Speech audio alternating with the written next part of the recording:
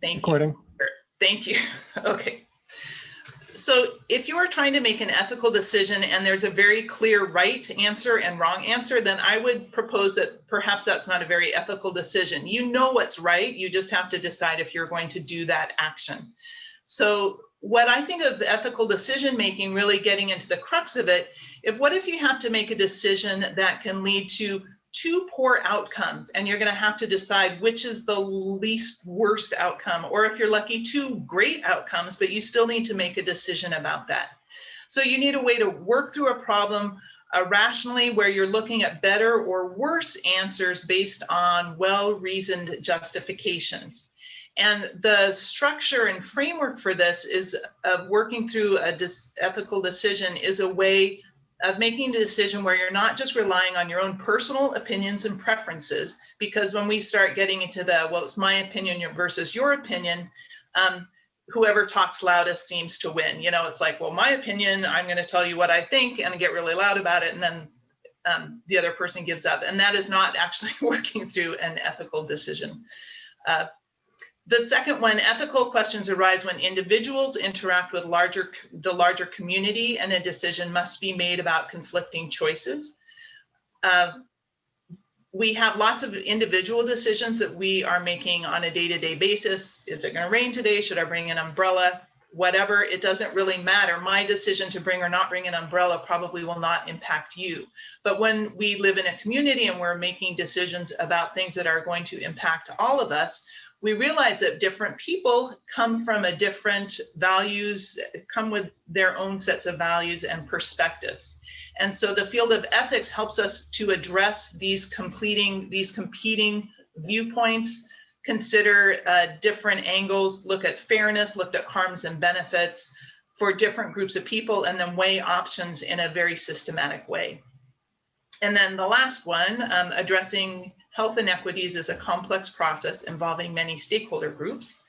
And the idea of stakeholder groups, we'll talk a little bit about this at the end, because this was a place, when I was at NWABR, we actually did a research study on our Bioethics 101 curriculum. And this was the place where students had the most movement in realizing from pre to post test that different groups are part of the decision-making process, and these different groups have a stake in the outcome, and they might have competing values and priorities. And so if that's what students are learning, I didn't think that was so much of an aha, but that was where most students got traction, which I found very interesting. So if we're looking at health inequities, some of these arise from long-standing social and economic disadvantages from different groups of people. And so by looking at the different stakeholders, where they stand socially, you're able to look at the power structures that are at play, and then you can give priority to stakeholders who might be worse off or have a higher risk of a poor outcome. So in this case, we'll see how that works with the flu. So this lesson is broken into two parts. The first one is all about flu vaccines, and the second part is about the access to insulin. You could do these independently. You don't have to do the whole thing each other, in that some of the bioethical frameworks that you learned about flu vaccines are then applied to the insulin model. And then the insulin model introduces the idea of stakeholders and a decision-making model, but you could talk about that in the context of flu vaccines too. So you don't have to do both, but that's just the way that the lesson came out. All right, and I do want to be very clear that this is based off of Bioethics 101 from NWABR. Bioethics 101 started with a pandemic flu scenario, and students needed to reason through who they would save and why, which is what we're going to do in a minute. This is based off of a very kind of typical bioethical dilemma about, or just an ethical dilemma of the lifeboat exercise, where your ship is going down, the lifeboat can only hold 6 people, who are you going to save? So this is a known ethical exercise, and we changed it to pandemic flu. And then it was surprising because as we actually are entering and going through this pandemic flu, the experts that we thought about when we were writing Bioethics 101 actually weighed in on this very situation. And I thought, aha, we have something to do with that. Before we actually get to it, I would like to say that setting discussion norms and sort of classroom intentions is very important around these subjects, because we're going to be talking about complex issues, and one of the very definitions of an ethical question is that it's something about which reasonable people may disagree. So there will be disagreements, and so it's really important to set some ground rules around discussion. And I'm guessing that most of you do this in your classroom in some way or another right now. And I'm hoping that you could write in the chat maybe one of the ground rules that you always use, one of your go-tos, and then by the time all of us have put up something in there, that we can have some semblance of a norm setting. And whatever you're putting in there, I would also like to have apply to this group right here, right now. And to really point out that these things that we're talking about are not, it's not a room for debate, where nobody's going to be trying to convince somebody else of what their side is and bring them over and, you know, win any sort of debate. The idea is that we want to step back and think really deeply about the decisions you're making and why you're making those decisions. What is driving those decisions? So, let's see if I can even find my Zoom screen at this point. Would you like me to just read the chat? Yes, could you please do that? That would be great. I lost my camera for a minute, so that's why I had to go off. But Lee talks about active listening. Retha, no one should monopolize the conversation. Adam, about using I statements. I said about speaking to the ideas and not the person. So those are fabulous. Any questions about what those mean, or if anybody wrote something down that you would like to clarify or go into more depth about?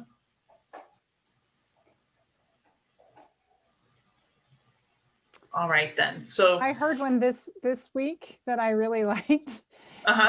It's "Don't yuck my yum." I'll put it in there. I like that. Don't yuck my yum. One of my favorites is the idea of stepping up and stepping back, being aware of just the airtime in the room and who's doing a lot of talking, who's not doing a lot of talking, and inviting in the people who have stepped back. So, all right. What we're going to do now is read this fictional flu vaccine scenario, and then you'll have 5 minutes just on your own to decide who you would save and why, and then I'll put you in a breakout room, maybe 2 breakout rooms, and we can talk about what decisions other people made and what they were thinking when they made those decisions. So I'm going to read the scenario out loud just so we're all on the same page. And I want to point out that this was written before our current situation, and it's been tweaked very little, but this is our scenario. A severe worldwide outbreak of a respiratory virus has occurred. It threatens everybody in your community, healthy young people as well as the very old and the very young. The elderly, however, are more likely to die from complications from this virus.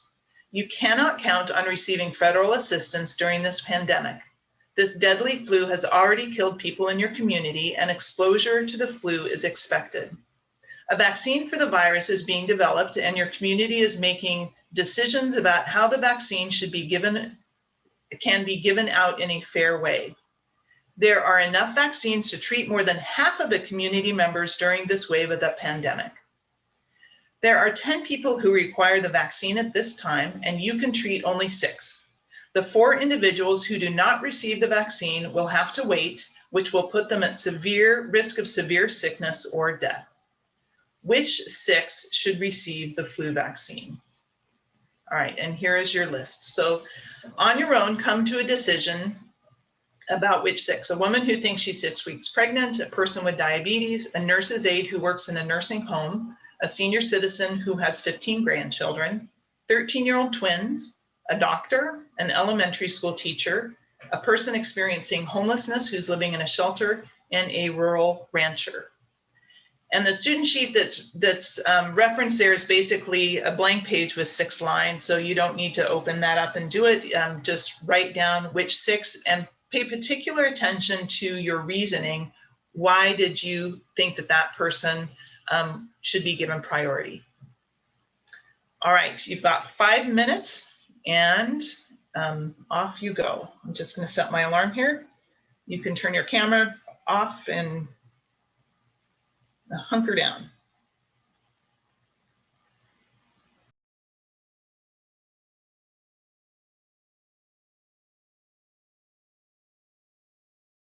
So now I'm going to break everybody into just 2 breakout rooms. So we'll have 4 people in each, 3 or 4 people in each. And the idea is to talk to each other about who you chose and pay particular attention to why you chose that person. So compare your results, and I'll put some questions in the chat. It says, compare your results to those of your peers, or it says classmates here, but you know what we mean. Who did you choose and why did you choose that person? Now, you don't have to agree on the answers. Again, we're not trying to convince anybody of the right answer, but you do pay attention to how people are making their decisions and the viewpoint that they're coming from that is informing that decision.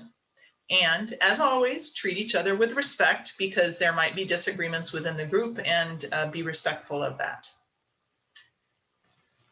Breakout rooms, 2 rooms, and you'll have about 7 or 8, I'll say 8 minutes in the breakout rooms.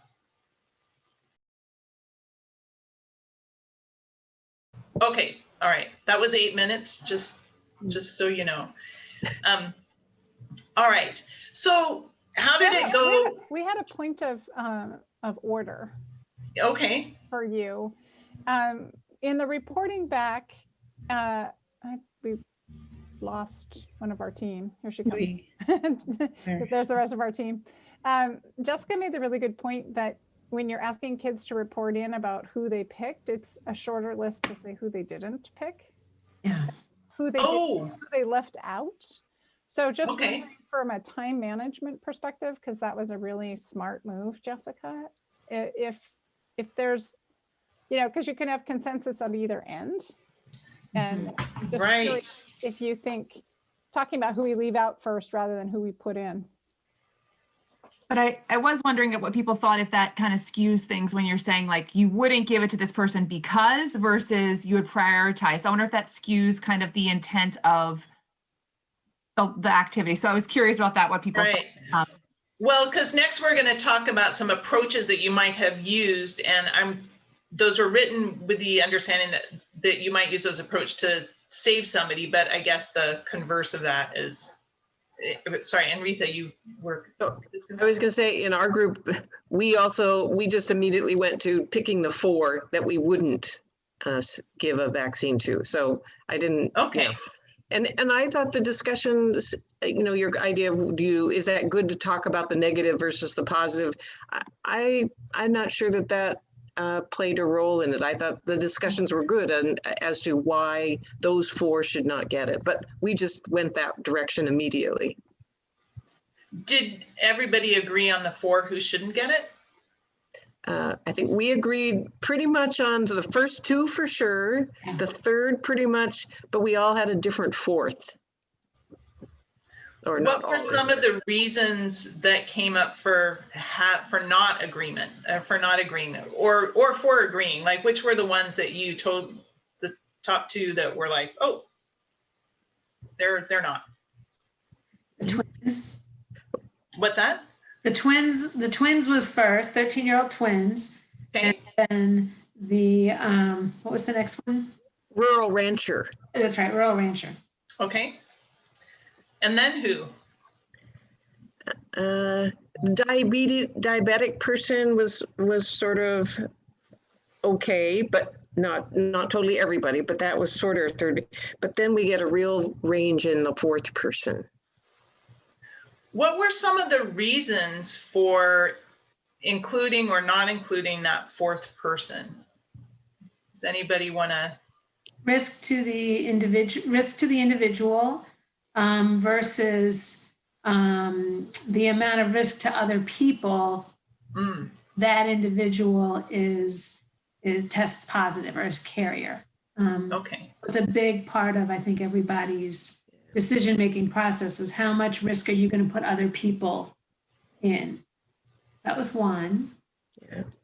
And I'd say our group did the same, but we framed it in terms of people who take care of other people. Yeah. So there was also, and we didn't get to go back to that, but the framing of that puts care ethics kind of in front, that about, service and obligation to others, as well as being a potential vector or recipient of, right? So the risk plus duty. So would you have liked more information on any of those people? Yeah. Yes, their ages. Their health, whether she was really pregnant or not. Right.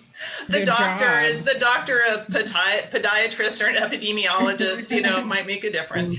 And this can get to the point where if you are using a more biological, it's a place where it can drive the need to know for students. So, you'll have students who are like, well, I'm going to go figure this out if you can give them more information.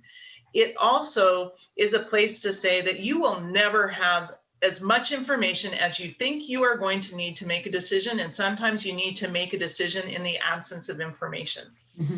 And occasionally you'll have students just say, I can't do this. I'm not going to participate. I led a teacher workshop once with this, and a woman just walked out of the room. She said, it's not my job. It's not my job to make these decisions, and I'm not going to.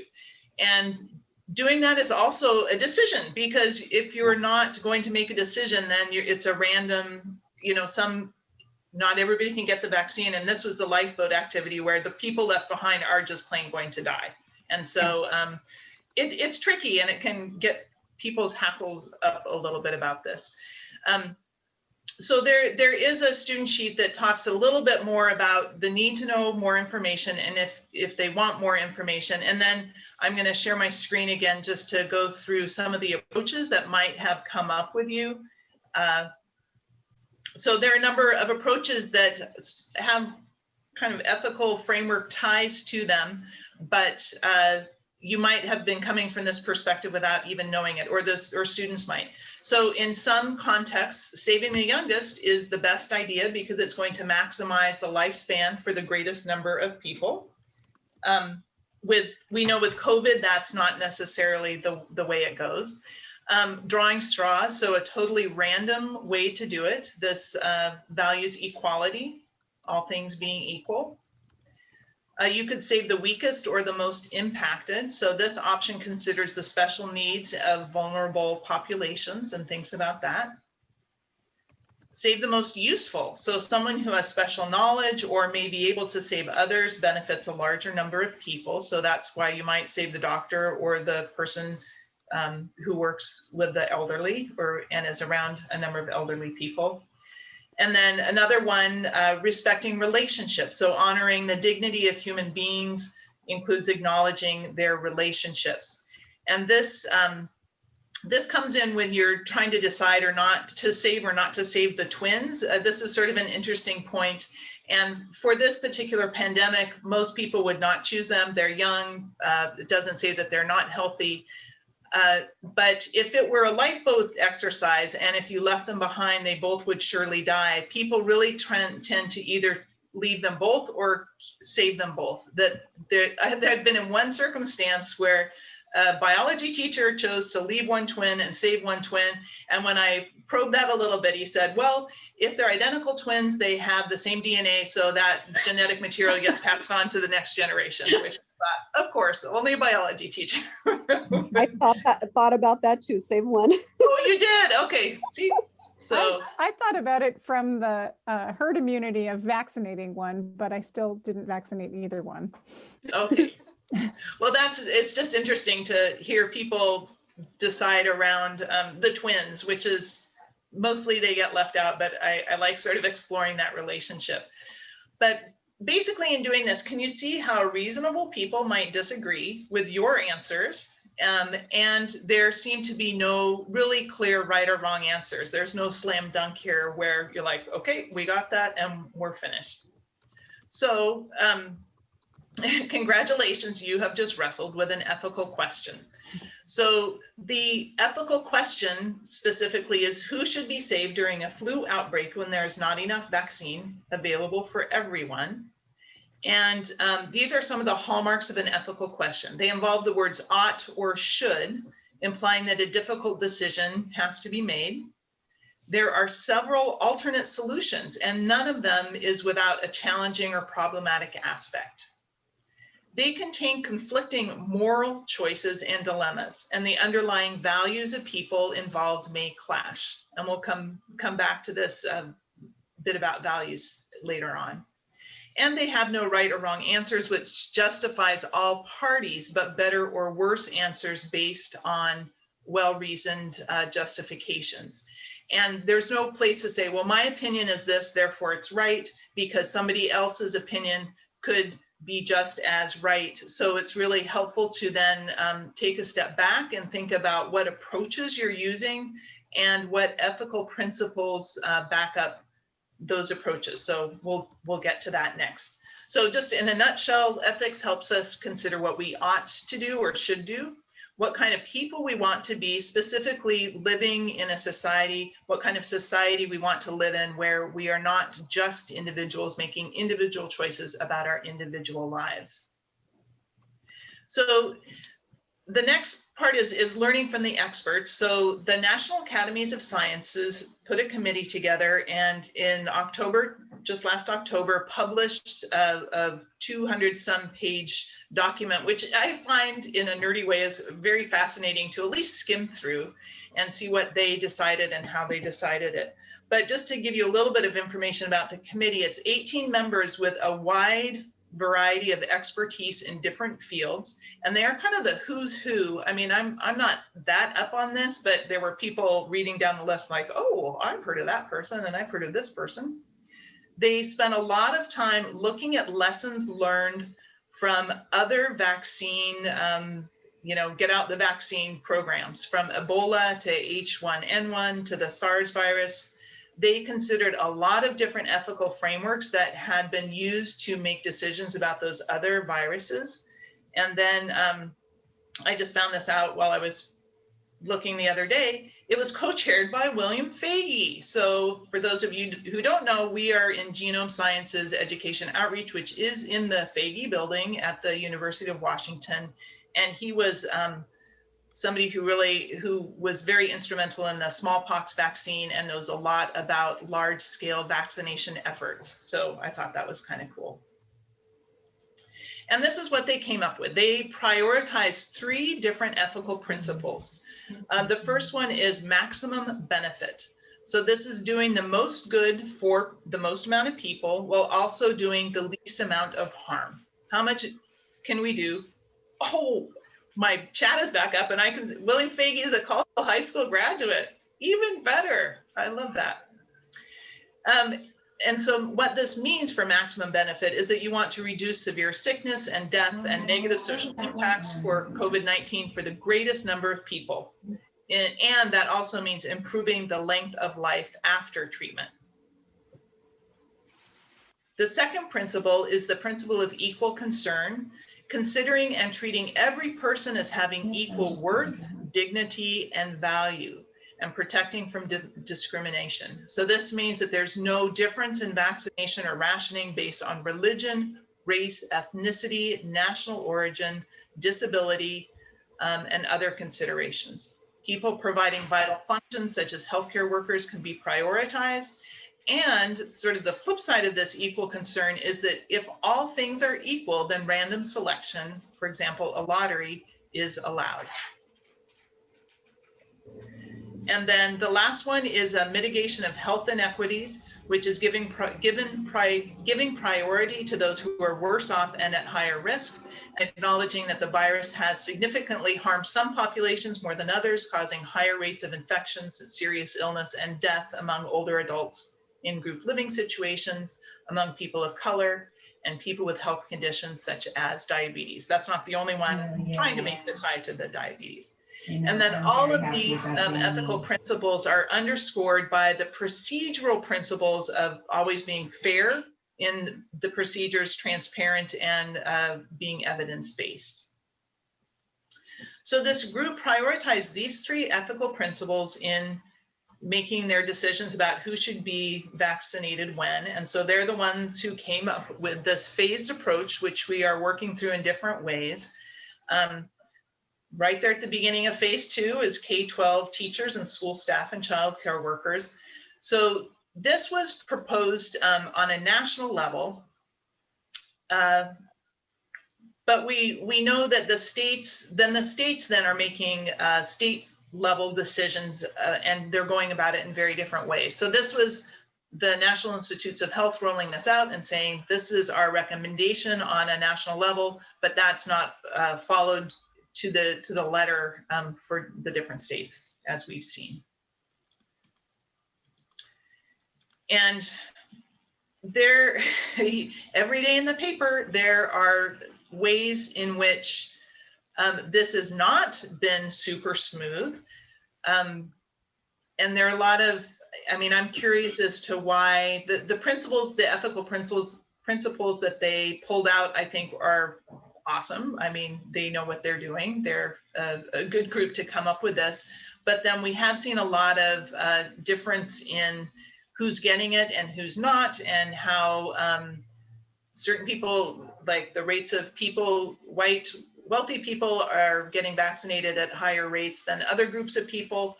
And so there are lots of indications where this is not going super smoothly, and it's not just a US-based thing, that all over the world you see some preferential access at different times.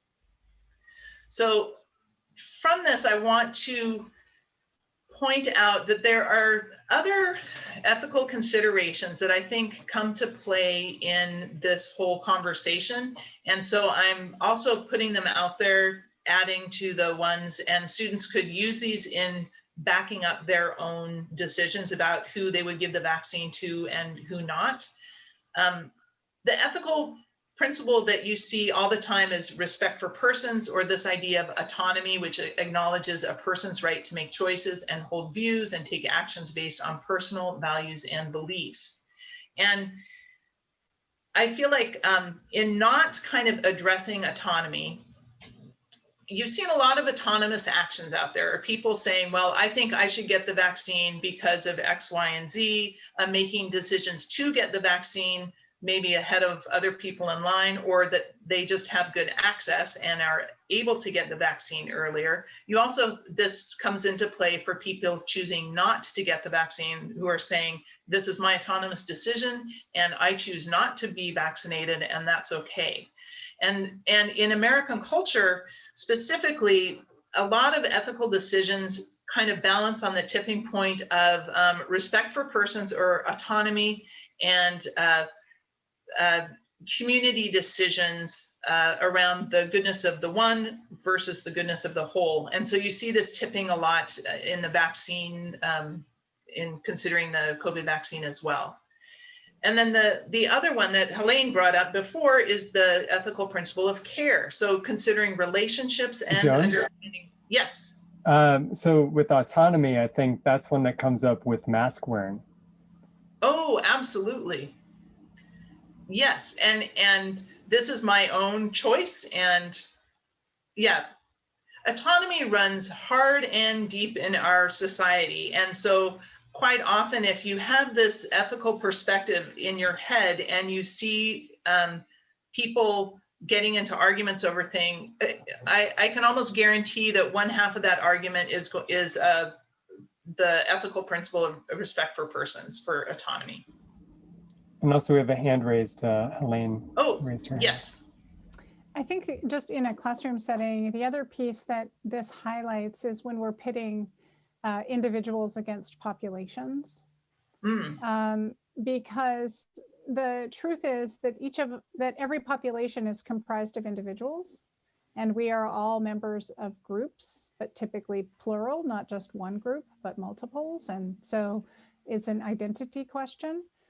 But then what's good for the group with the first, the greatest good for the greatest number of people, and then what's good for me. So if you want to spell this out as sort of what are the ethical trade-offs here, it's how people interpret what good means and who is included in the greatest number. Because your next two caveats about prioritizing, I forget what the second one was, but the third one was vulnerable people, that actually works against the greatest numbers issue. So these are where these individual versus population levers go on the balancing scale. And autonomy is when you're preferencing individuals. And the first one, which is really coming from kind of an egalitarian ethics or an equality ethics, or I'm missing the other E word, sorry. That is the principle underneath all of this is about the greatest good, is really thinking about populations. Thank you for that. Quite often, I think individuals don't see themselves as part of a group necessarily. And so to recognize that individuals are always part of a group, I think this is one place where we can help students understand this. And we get to this with the stakeholder groups that come up with the insulin, and we'll explore that a little bit more. Also with the care ethics, I just want to point out, it also identifies vulnerable populations, but it really is looking at the power structures that underlie the different situations. So who's benefiting from the situation at whose expense? Who has the resources, such as the money, the insurance, the time? Who has the time to sit in front of their computer and click over and over and over about to try to get a vaccine appointment if they're able to? And who's off busy working 2 jobs and is very underinsured, if insured at all? So I think that these are 2 principles that really are important to this conversation. And we shouldn't just let them slide by because our group of experts also didn't call them out, because I think the students will go to this in some of their answers. And so I won't spend a lot of time on this. Retha actually sent this article last week about why wouldn't somebody want a COVID-19 vaccine? And I think it's it's an Atlantic article. It's called The Surprising Key to Combating Vaccine Refusal, which comes down to this, of course, idea of respect for persons or autonomy. And instead of saying that it's one thing, they called out 3 different areas which are out there. And so I'll just quickly go where this is everything from parents interested in holistic child rearing to conspiracy theories who just want to say they shouldn't happen. I'm dissenting. I do not agree with this. You can't make me do it, kind of thing. There's vaccine deliberation or hesitancy or downright distrust. And this is most often in populations of Black and Brown and Indigenous peoples who are rightfully skeptical of a system that's consistently demonstrated that their health is not a priority, or in the worst case has actually done things that have been detrimental to their health. So that's worth thinking about. And then lastly, there's vaccine indifference. It's people who are not concerned with COVID-19 and just won't take it because they are absolutely indifferent to it. And I was interested to read that 2/3 of Republicans under 30 without a college degree are in this category. And this is the largest vaccine resistant cohort right now, is for that, just being indifferent to it. It doesn't matter, it's not going to hurt. So at this point, I want to move on, so we're not going to spend much time with this, but with your students, you would go back to the principles and think about who you saved, who you chose to give the vaccine to, and see if it ties to any ethical principles that you just heard about. And I'm wondering if anybody off the top of their head could do this without the 3 minutes on your own to go back to your group. And I will see you here.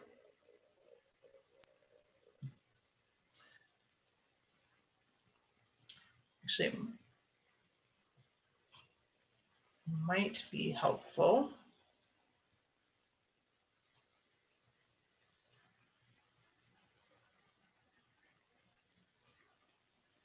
If you have them.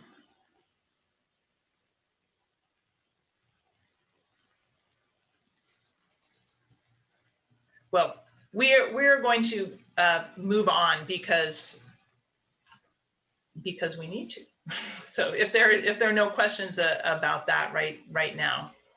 I just remembered that the theory behind maximum benefit is utilitarianism. Sorry, my brain is on pause. You. So I do have one question about the groups of people who were not interested in getting vaccines, the last 3 that you talked about. So I guess, where would you put people who just don't understand the science maybe, and they're reluctant, not because like you had the group who are reluctant and don't trust because they have a lot of identifiable reasons not to trust. But I know a lot of people who are reluctant to get the vaccine because it came so quickly. We don't know if it really works or if it's safe yet. Not because they're anti-vaxxers or anything else, but they don't know enough about it to feel confident. Where would you put them? I would put that in that second category. They're skeptical. And this is a tough one because on the one hand, I think everybody should have a healthy skepticism. I mean, that's part of science. That's part of the nature of science, is that you don't just believe stuff because somebody says that but science also involves a structure, a way of testing and retesting and peer review, and a number of people all coming up with the same answer to similar questions. And even though it's been fast, the science so far is pointing in the direction. I mean, they've gone through phase 1, 2, and 3 human clinical trials. So there is a built-in procedure for this, and so far the procedure has been explored and has been found to be sound. Well, and I think it's also just been a really poor marketing too, because the research has been going on for 20 years for this type of vaccine. Yes. It didn't start in 2020. It's just, we were able to jump into clinical trials so quickly because of it. But that hasn't penetrated to the general public, and so I think that's a tool that you can, with a lot of aspects of science. So, and that's a tool that I think is really useful in ethics is this idea of ask why 5 times. I'm sorry, I'm not hearing you. I said a tool in ethics is to try to get to the values behind the belief. Because what you're saying is there's not a trust in science, but it could be that there's just not a trust. And then what happens is we conflate lack of knowledge with lack of trust. And so the quick trick to remember, you probably use all the time anyway, is ask why 5 times. If you ask why even 3 times, you get past the opinions and beliefs and you start to hit the values. Okay. And once you are engaged with the values, then you can use these arguments. Because what happens is you get distracted by the belief systems without understanding what the drivers of the belief systems are. But when you get down to what those drivers are, then you get, well, they don't believe in maximum benefit. Well, actually, they don't believe in equal concern. Maybe everybody is not vulnerable in the same ways. Okay. And and so you have to peel away the but, and get down to the what. And the way you do that is to ask why and say, well, why do you think that? Or what is that? And then you start to get consensus around the values differences. And that's when ethics can help you instead of getting into the fact fight. Yeah. Because the facts aren't going to win. Right. It's the values that you're trying to get to so that you can shift the dialogue. Okay. Yeah. And our grant officer just sent us, we could apply for a grant for an extension of our funding just to write some lessons around vaccine hesitancy, which I think is really interesting. So Lee, if you want to work on this with me, we can talk more about that. I mean, because I think that there's a lot going on there. Okay. So, all right, we need to move on because my gosh, we're running out of time, and I want to show you the next. You're not doing 3 minutes on your own. Let's talk about the second half of this this lesson. So once students have explored, you put them into an ethical decision making. They've had to make decisions. They've then learned some of the ethical principles that may or may not be informing their decision making. They go back and say, oh, well, I thought that this person should be saved. Gosh, that clearly aligns with this ethical principle that the ethicists came up with, or the National Academy of Sciences. So instead of just saying, oh, it's my decision, I know about this, you can then say, well, I'm actually prioritizing a care-based ethics, or I'm prioritizing a mitigation of health inequities, which is helpful to throw those things around. So for a different context then, we are then shifting gear to access to insulin. And what students do in this half is first they have to learn about the role and the cost of insulin. What is it? Why is it important? They then identify stakeholders in this insulin system and then use a decision-making model to make decisions about who should have access to insulin. And so learning about the role and cost, this is mostly done through a video. Right now I want to highlight the video. It's called, well, we refer to it many times, Blood Sugar Rising, and it was a NPR produced, that's not, a PBS, sorry, PBS produced series of stories about diabetes, type 1 and type 2. And so students here would learn a little bit and watch a short video clip from that production and learn about what the problem with high blood glucose is. And we're not going to spend time doing that. And if you want to get into that in more detail, we have 2 full curricula that could help you work that out. So then students learn about the Smith-Holt family and they watch a video, and we were going to watch it now, but we're not. It's about 6 minutes long and it's wonderfully produced. And it is basically the heartbreaking story of a young man who was diagnosed with diabetes in his teens, type 1. And he's under his parents' insurance. And so he learns to take his insulin and everything is working well for him. And then he turns 26 and he loses his parents' insurance. He moves out on his own. He gets his first good job, and he gets his paycheck and he goes to the pharmacy to get his insulin for the month, and it's half of his paycheck and he just can't afford it. So he doesn't buy it and he tries to wean, use a little bit of insulin that he has left, and he ends up falling into a coma and dying. And it's hard. I mean, it's terrible. And they interview the family and they talk about the systems that cause that, what it's like to be on that end of things, and why is insulin so expensive, and how did this ever happen? So students watch this. We do talk about that. I should back way up and say this story, and even talking about COVID-19, these can hit home very hard for students because we don't know what sort of history they have with either of these conditions. We don't know how many students are type 1 diabetic right now, or type 2, or have been severely impacted by COVID. So there are places along here where teachers, you stop and sort of acknowledge that people might have very strong feelings about this, and this might be hard, these stories might be hard for them to hear and to process, and make space for that in the classroom.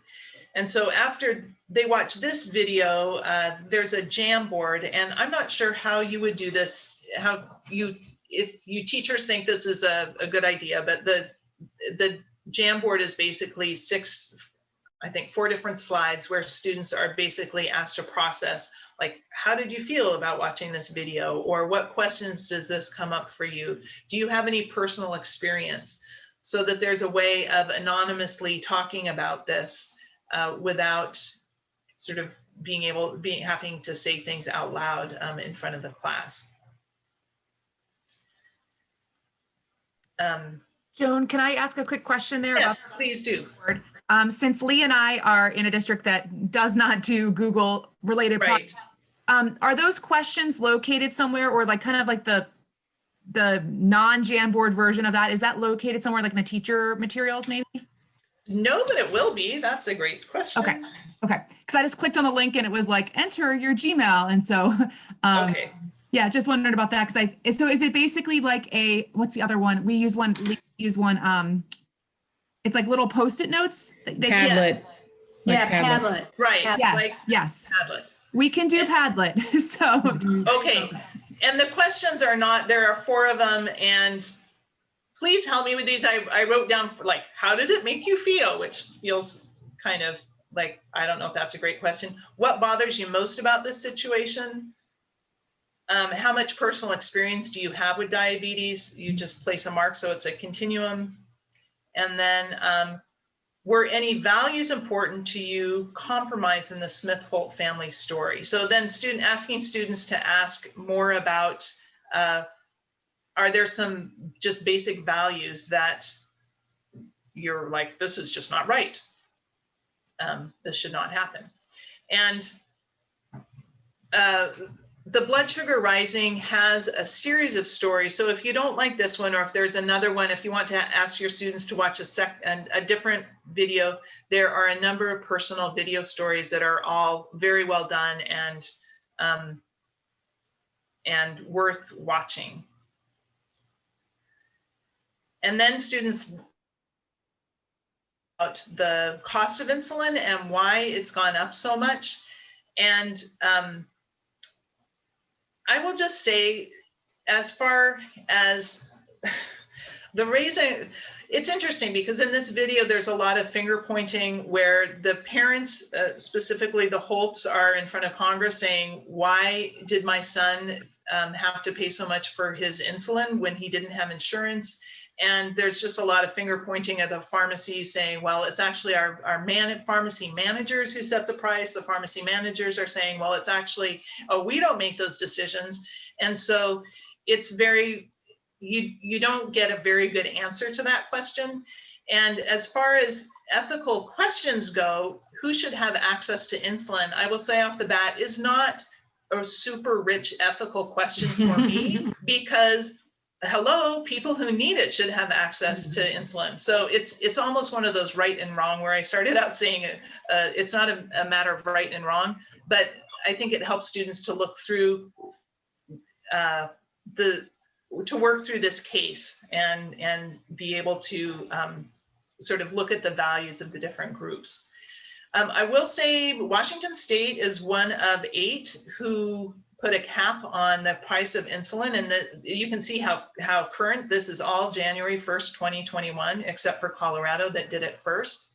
The caveat here is that these caps generally apply to people who already have insurance, so either private or commercial insurance. So people who are uninsured are still have problems, and they have to then access these patient access programs, which different pharmacies or the makers of the insulin will set up. But I'm sure, accessing any sort of program through healthcare is difficult, and there's a lot of paperwork to go with that. So it's still not a great system. So the next point of this is to really dive into the stakeholders and to identify who are the stakeholders when we're talking about insulin.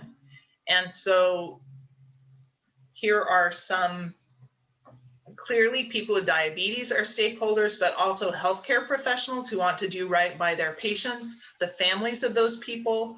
Drug manufacturers are certainly a stake.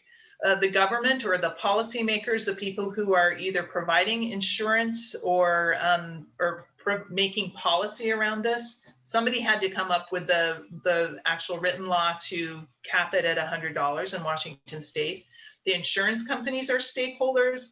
There are investors and shareholders of the pharmaceutical companies, and they are stakeholders. And then if that's not enough, you've got the pharmacies, you've got media, you have community groups that are quite often made up of people with a certain condition or disease that work together in a more sort of powerful group.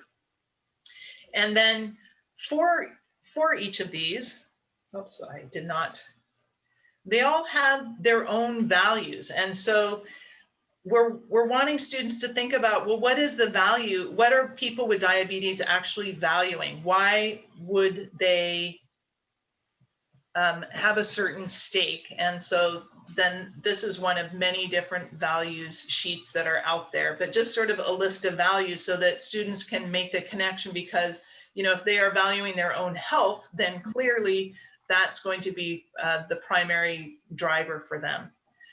But each different group of stakeholders might be coming from a very different perspective and come with their own sets of values. The values of an investor or shareholder are not going to be necessarily the values of the families of people with diabetes.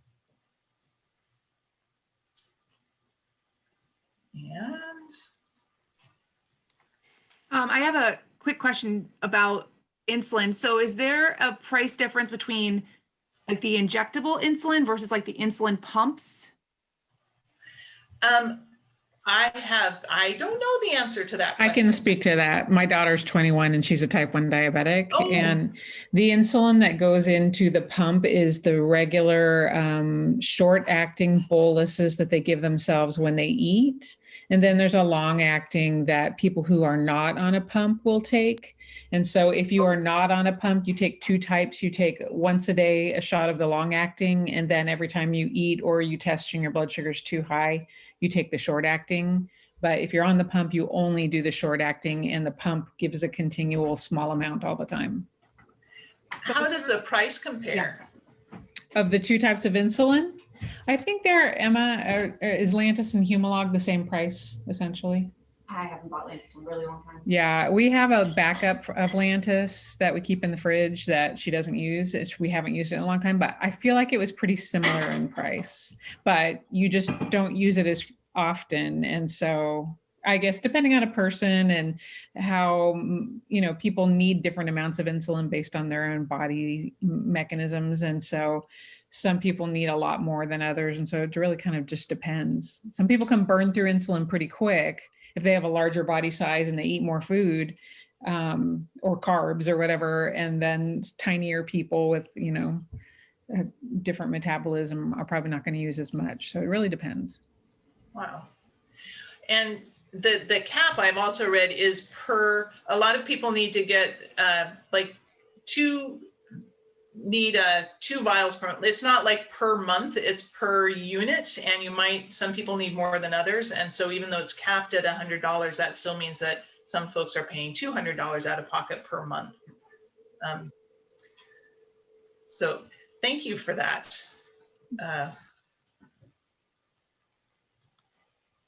Okay, so then wrapping up this lesson, we have students think about who the shareholders are, think about what values they might be bringing to the table, and then we go back to our 5 different ethical principles that they have at least been exposed to, and then think about which stakeholder. So if you're going to choose 4 top stakeholders, and I would say person with diabetes would be my #1 choice for stakeholder. What ethical principle do you think best aligns with their position? So I would say mitigation of health inequity, in that people who are worse off are at higher risk. If you're a type 1 diabetes, you're at high risk, you need the insulin. So need is the real driver. And so that would be a good sort of argument to back up your decision about this. Sorry, So Joan, what what's students, the decision? so, okay, sorry, I got a little ahead of myself. So the last point for this, and this could be applied to the flu if you don't want to get into the diabetes part, if you just want to use the flu part. The last point is for students to work their way through a decision-making model where they have an ethical question. So in this case, it's who should have access to insulin. They then write down the facts, like what do they know about this? What do they still need to know? So this could be a good place to go look at the differences of prices of insulin and who needs what, and if you have healthcare, and what do you do if you don't have healthcare? So how hard is it to get on the programs that pay for it if you don't have healthcare? So there are places for research here. And then students choose 4 stakeholders and write down who the stakeholders are. What are their main concerns and values of each stakeholder? And then what ethical principles are given priority? So are they coming from a principle of, can we tie any of those concerns and values of the stakeholder to an ethical principle? And then lastly, the decision is to answer the question, who should have access to insulin? So then a student would write down the answer to the question and then back up their decision with, instead of just saying, well, I think everybody should because that's my opinion because it's fair. So even just saying fair, you can say, well, that's actually a value, and that it's a much stronger answer to be able to say, this is what I think should happen, and this is because I'm giving priority to this particular ethical principle, which states this, and the one of equality or fairness. You could say, I'm also giving priority to the principle of health inequities because the people who are the worst off are the ones who should have the first priority. And in this case, people who need insulin, it's a life-saving thing for them. They can't go without it. So they clearly are the worst off. So therefore they should be, put in the first of the line, or it should be free or cheap for everybody. So working through this decision-making model is sort of the end piece for everything, where students come up with their own decision and then justify that decision in a well-reasoned way that gets away from just because that's what I think. So you've given them tools to actually back up their decision using some ethical principles. So I don't mean to be picky here. And it is 4:59, so okay. Well, I just think that for my own confusion about access, it might be useful to think about who should be eligible for cost subsidies. Who is eligible for what? Cost subsidies. Oh. Because you have to separate out access. You have to unpack access is what I'm saying, because access is in this instance about the cost barrier. And it's not who should have access to insulin, but who needs help to buy it. Well, but the flip side of that question is, why is it so flippin' expensive? So I think the disconnect for me is that piece that when we're talking about vaccines, we're talking about an optional thing, right? Vaccines aren't required to live, right? But insulin is required to live. So I don't think I could use it in the state of just saying to kids who gets to have insulin, you get to decide, because that seems like a crazy question to me. So if there were a way to kind of repackage that about the cost and about that piece of it, I have to agree with Helene.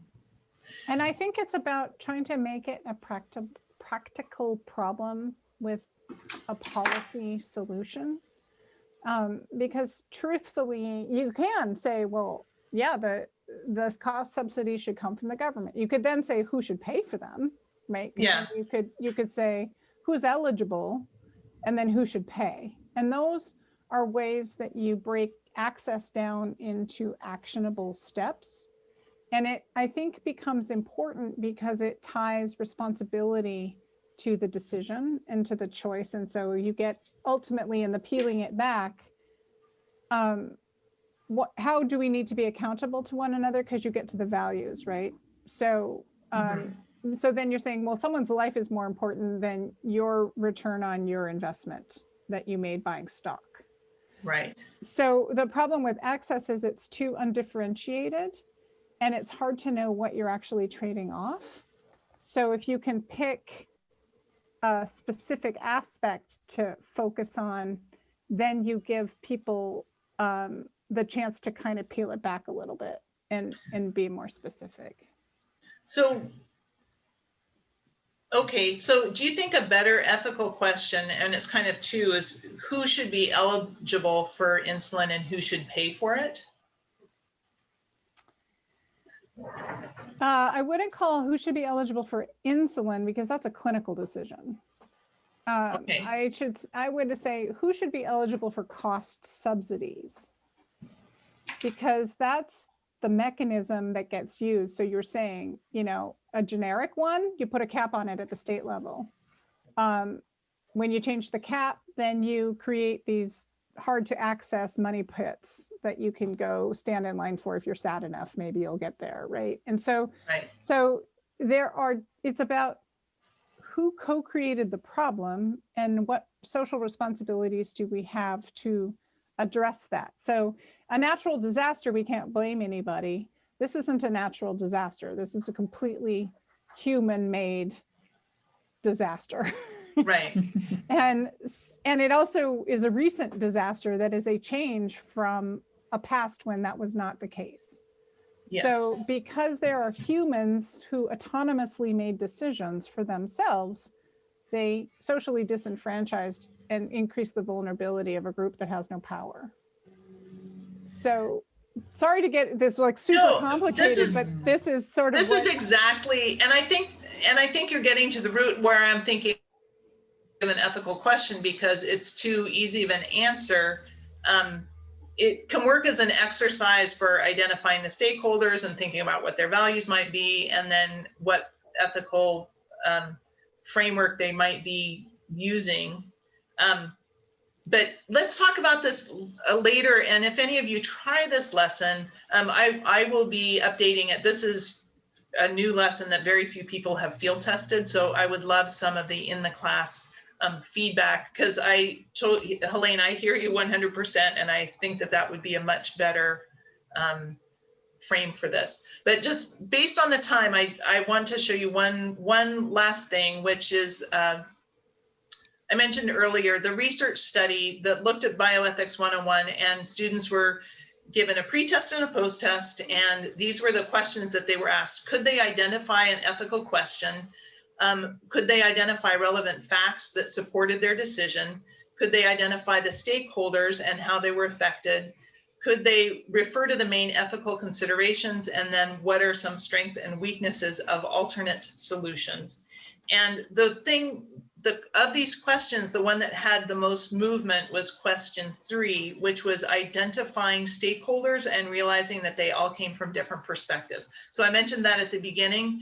But this was a surprise for me, because this is not what I expected to be the #1 takeaway from a week's bioethics unit. I thought it would be all around the ethical perspectives and realizing that are different ways of thinking about things other than being just opinion-based, which is question 4. There was some movement on that, but I thought that it was I just want to throw that out to you, because anything that we can do to support students in realizing that there are groups of people that might think differently from them, that is what we want to do. So we are out of time. I'm happy to hang on for as long as possible. And Helene, I will be picking your brain about this, if not now, then later. If any of you try this or have any feedback of any kind, I would be very receptive to hearing it. So thank you. This was a kind of heavy Wednesday afternoon. You stuck with me the whole time. Thank you guys for good. developing this. Well, thank you for being interested in it. There is something that is magical in the classroom when a student is making an argument and they say, well, it's respect for persons. And you're like, thank you. Like, you're not just saying it's because I think so. It's like, I'm drawing upon this well-known, well-respected principle that is underscored by values, and I'm going to use that to fine-tune my decision. So anyway, thank you all. Keep in touch. Maybe we'll see you Monday and Wednesday, and then the last Wednesday will be some more exploratory things coming down the pipeline. Very exploratory. Thank you. This was fun. We never really get to touch on ethics too much, so I feel more confident to be able to do this. Thank you. Awesome. Great. Well, thanks, Chris. Yeah, it's a. I still wonder how much our answers to the vaccine challenge have changed after the last year. You know, I think a lot of the answers that I know were through the lens of this past year, and I might have answered differently or had different reasons. Yeah. You mean the first exercise of who you save and who you don't? Yeah, we have a lot more information now than any of us had a year ago. So yeah. Yes. I have a thought, but it may be going down a rabbit hole too far about the ethical question about insulin. Mm-hmm. And it's based on the pump, actually. And that is before they'll give somebody a pump, a lot of times they'll have to prove that they've kept their blood sugar in a specific range. Ooh. Kind of like they're responsible or something. Wow. And the same thing actually happens with, I think, organ transplants sometimes too. It's like, you know, how they won't give an organ to somebody who has a history of alcohol abuse or something like that. Mm-hmm. And so there's sort of an ethical, I just remember because my daughter's dad is also a type 1 diabetic, and he has never, as far as I know now, we're divorced now, but he never went on the pump for the 20 years we were together. And it was because he had to prove and show documenting that his blood sugar was within a certain range, and he just had a really hard time doing that. And so, you know, obviously it's like, well, if you give him a pump, it would be in range. That would be so great. Yeah, you know? yeah, So exactly. it just seems really backwards. And so that's the only thing I could think of in regards with an ethical question about insulin access. Well, and it's, you know, there's a bill in front of our Washington legislature right now about reinstituting former felons' civil rights, and there are people. It's sort of hard to hear you, Colleen. Sorry, people who are trying to pass a new law in Washington State about reinstituting former felons' civil rights, and some people are saying the day they get out of jail, and other people are saying, well, when you pay all the money back, then you can have your civil rights back, and it's this same idea about personal responsibility, social responsibility. So from an ethics perspective, just like autonomy versus, you know, individuals versus populations, the ethical principles that translate to that is the locus of who is responsible for that autonomy. So what often happens is victim blaming, because when you don't want to be socially responsible and take it as a collective problem, then you find the defect in the person who is probably already vulnerable. And then you put more weight on their vulnerability as the reason why you're going to deny them the service. Mm-hmm. And so when you dig under the layer for most vulnerable, this is where you see where these social inequalities really come out to play. Yeah. Because you're double standard, you have different standards of respectability and responsibility. And it's always easy to point to the most vulnerable and say, well, they're in charge of all of that, without looking at the social determinants that created the scenario that put them in that place. So it's complicated. And I'm not saying that kids are going to be able to do that, but it's useful for your own selves to think about some of these trade-offs. So when you go autonomy versus population, think social responsibility is the onus on the individual or on all of us to make it possible for that person to be successful, like you're saying about your former husband. Is it a social default? Is he an amoral person, or is it that his circumstances prevent him from actually exercising his full autonomy? But so then you dig down deeper and you say, okay, well, because of the rise in diabetes, let's take away access or people's choice to choose unhealthy foods. And then we force people then to eat healthy foods because that's what's for their own good, right? And so then we create a fascist government that allows for, like, that restricts what we do. And this is the circle that you go round and round and round. Like, my dad's very conservative, and we can have a really respectful dialogue around these issues. And he's pre-diabetic, and he works in the food industry, and he doesn't necessarily like eat super well. My mom's a baker, so it's hard for him. And we have these conversations where he's like, well, like, it's my decision to eat these foods, and it's my decision that then I have to deal with this. So of course I don't want universal healthcare, because like, I want to be able to make the decisions around my own healthcare, my own risk, and my own access. I don't want, you know, other people to raise my healthcare costs because they're making bad decisions, even though he's fine with raising his own healthcare costs by making his own decisions. And I think that loop is so built into this with, you know, regards to, you know, all of these different principles. And I think it's really complicated, and your politics of the students can have a really dramatic impact on the way that conversation goes. Yeah. Politics of their family.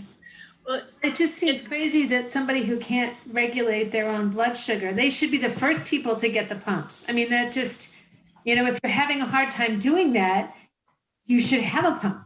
That's so counterintuitive to me. Yeah, I feel like it makes the doctors weird gatekeepers in a way, yes. You know, where they shouldn't, you know, you would think a doctor would be interested in getting everybody as healthy as possible. So yeah. I'm not sure how much insurance is restricting their, you know, ability to do that. Well, Dana, I'm curious if your daughter would have issues, or if you think that a youth who's type 1 diabetic sitting in a classroom being referred to as a vulnerable population, because that's kind of where this is going. Is that a bad thing? Do you think? Well, we kind of do that when we were doing our diabetes unit, and we're talking about access and where do you live, and, you know, going through the checklist of all the things that give them the score, like that. Right. Is creating that kind of seed in their head of being vulnerable. So I think I would have a hard time showing that video just for my own self, because that's a present worry for me is, you know, what's her healthcare going to be when she turns 26. And so it made me feel like, oh, I don't know if I would show this in the classroom. Maybe I just need to deal with that feeling myself. Those are my feelings. I don't need to put it on the kids, but I do have kids every year. I'll have at least one kid who's a type 1 diabetic, and I have one now. And so it's just hard to, like, they're usually, some kids are open about it and some kids are very not, you know, like they don't even test at school because they don't want anyone to see them poking their finger and doing all that. So yeah, so I'm not sure how I might look through and pick a different, or just tell the story, say, you know, this is a situation that can happen to people. And so maybe not show the video because I'm sure it's dramatic and has music. And well, you should watch it. Maybe it's not that dramatic either. I'm also, neither of my kids are type 1 diabetics, but it got me in a way that's like, oh, you know, when your children are approaching that age and leaving the nest, and just to have that happen seemed, and then I think so many people have been impacted by COVID, and I'm just like, oh, we're going to do this vaccine, you know, thing without debriefing that at all. So I think the lesson is that people in the classroom are going to be impacted by a lot of different things that we don't know, and this could be really hard on either count. I think to your, oh, sorry, Rita, go. So I think one of the things that comes to mind when I look at the insulin lesson and the costs, so I wonder if that's going to lead kids into, or maybe they should be invited to look at other medications. And there's this whole, in our society right now, in Congress, there's this whole discussion about how do we limit the cost of all the drugs, because our healthcare system is very precarious because the costs keep going up. So I think this whole issue of costs of medications can lead into some other really interesting political discussions that are really timely. And of course, then if they start doing any research, they're going to come across, you know, the business people, Martin, whatever his name is, and the people that run companies that are unethical. And so I think there's a really interesting broader conversation about this cost in medicines and our whole healthcare system. Yeah, and how to, because part of like Helene's thing about talking about who should get compensated for this, and I want kids to go like, why is it so freaking expensive? Like that's, you know, Banning sold the patent for $1 because he wanted nobody to go without insulin, and that somebody else has taken this and increased the cost so much. But then there's already such a distrust of big pharma and they're out to get us that I don't really want to support that either. But where's the balance point? It's part of why I think if you begin all of these conversations, sorry, something must be wrong with this. I think if you start all of these conversations before you take any specific case and you say, this next case is going to be an example where we're trading off individual responsibilities against community responsibilities. And I think, and you could say, and we're going to pick today this example, but you could then just, if you're coming at it from this trade-off of what am I supposed to do for me? And what do I expect society to do for me? It's public health or public education is a great case in point. Everybody who hated school has either thought this was the best year ever because they could just hate school and just do crap and slide, or the people who really love school are hurting because they aren't getting the school experience that they want. Is that an individual responsibility or a collective responsibility? And if you allow yourself to go there, then it's like with, you know, to be cynical with Adam's dad, it's like, and his father is busy creating the things to feed the food industry to make it impossible for his dad to say no to the hot Cheetos. So hot Cheetos are not a mistake unless you have diabetes, in which case they're a really big mistake. But we don't hold the food companies responsible for the diabetes epidemic the way we held the tobacco industry responsible for the cancer epidemic.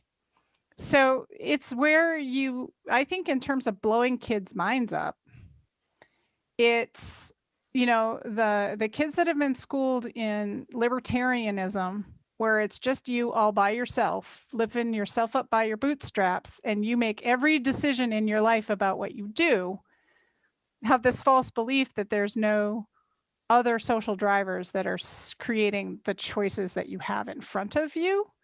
So they think they have all the choices in the world without understanding how the world has constrained so many of those choices before they even get to make one. And this is, again, the Ask Why 5 Times piece is when you start to push against entitlements or what people believe they have rights to, is when you start to see the individual versus the social trade-offs. Jessica. Yeah, sticking around to bring in like the CTE perspective. So, or just like the perspective of hearing for students to hear about careers related to this, right? So, and we are in a science classroom, so I wanted to kind of bring it back to that. And so I wanted to mention that, you know, this might be a place where local, you know, bioethicists can talk about careers in this field and what it looks like to be a bioethicist or an ethicist.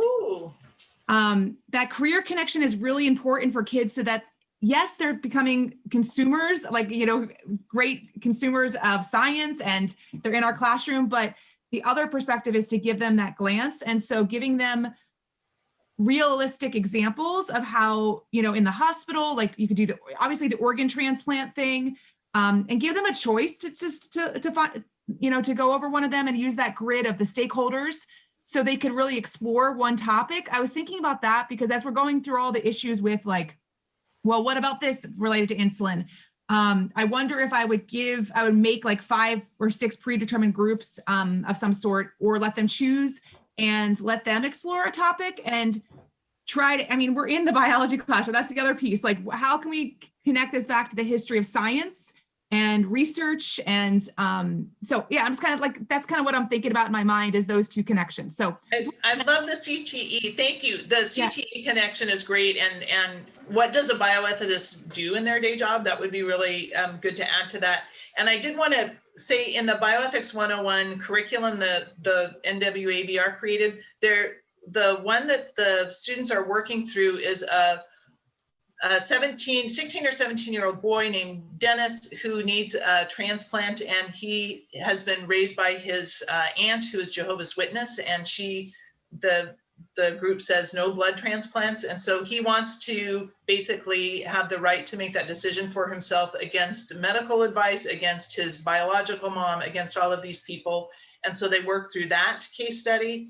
And then a second case study is about a pharmaceutical group trialing a drug in Africa during, I believe, a flu epidemic. And is that okay? And who, you know, again, people who are sort of in the throes of this epidemic, is that a great time to go in there? And I think it's an antibiotic that they're doing a trial.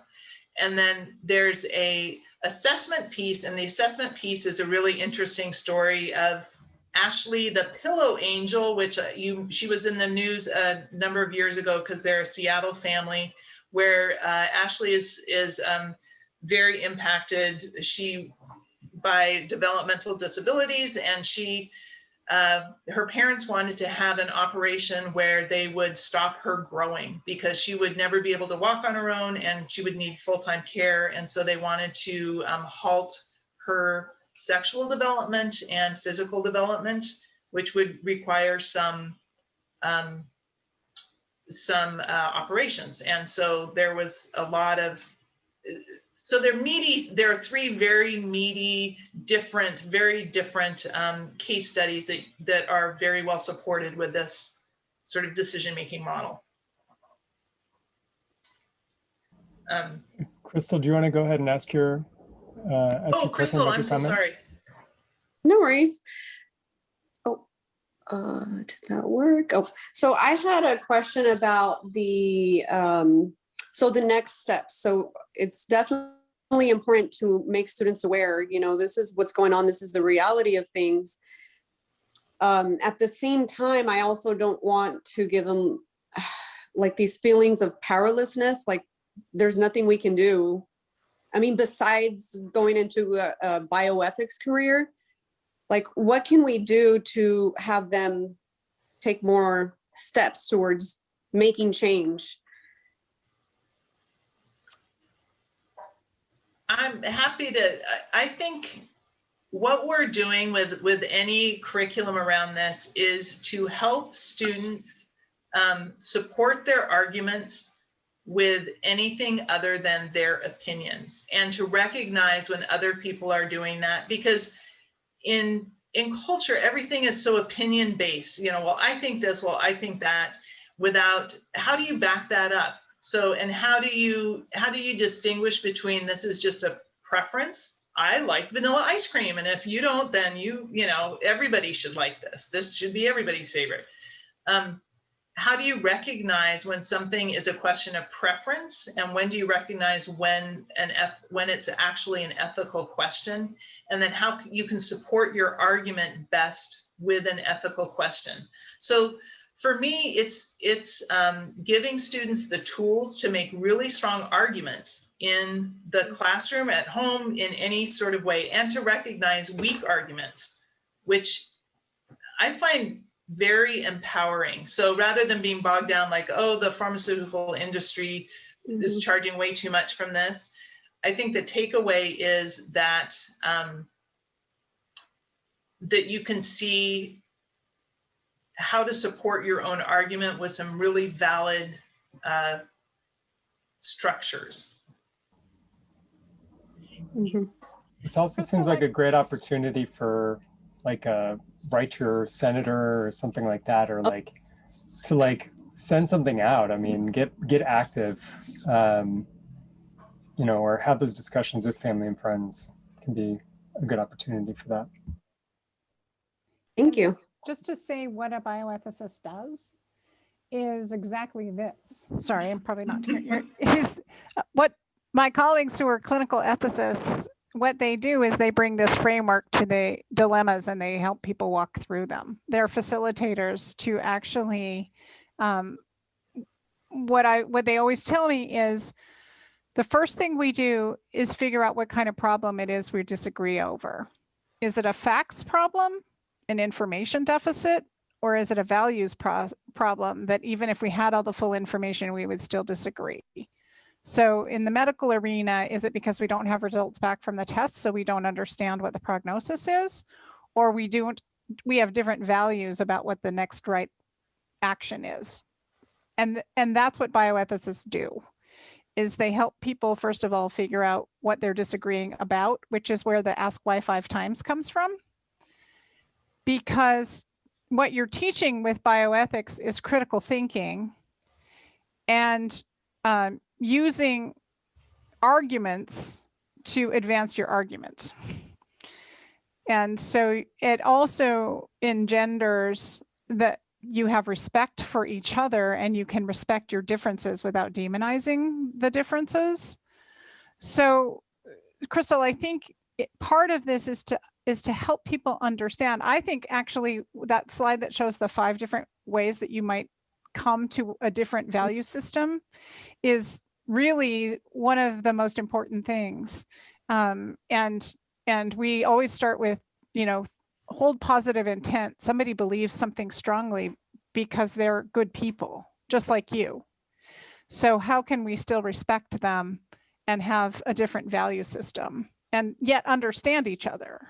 So I think, and then this becomes, you can extrapolate to any biological construct where you might think, well, some people think it's a body thing and some people might think it's a social thing. And helping them to tease out what those differences are is part of the action. Mm-hmm. Awesome. That sounds like great ideas. Thank you guys for sharing. Thank you all for sticking with this. This has been a really amazing conversation, and I so respect your opinions.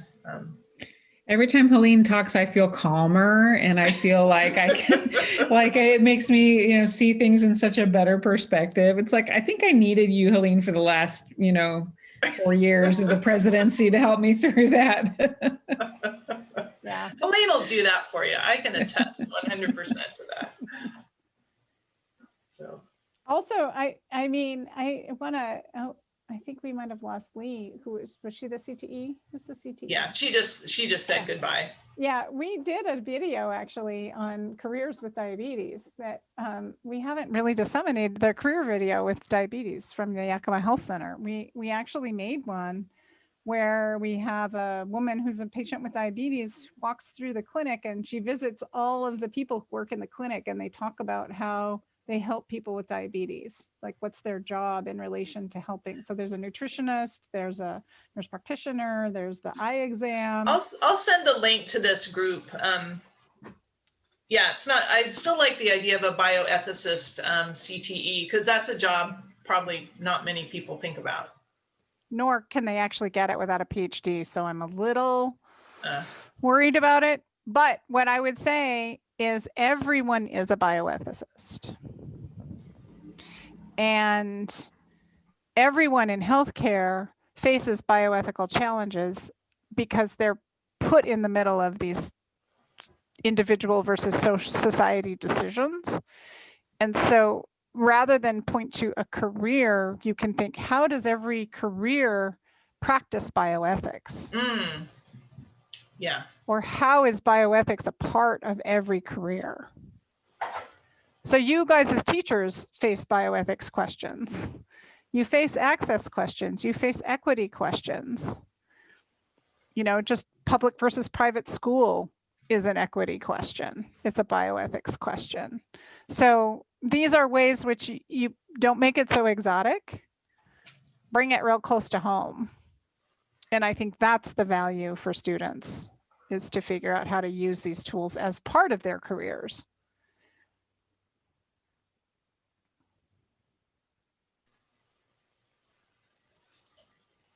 Anything else? We're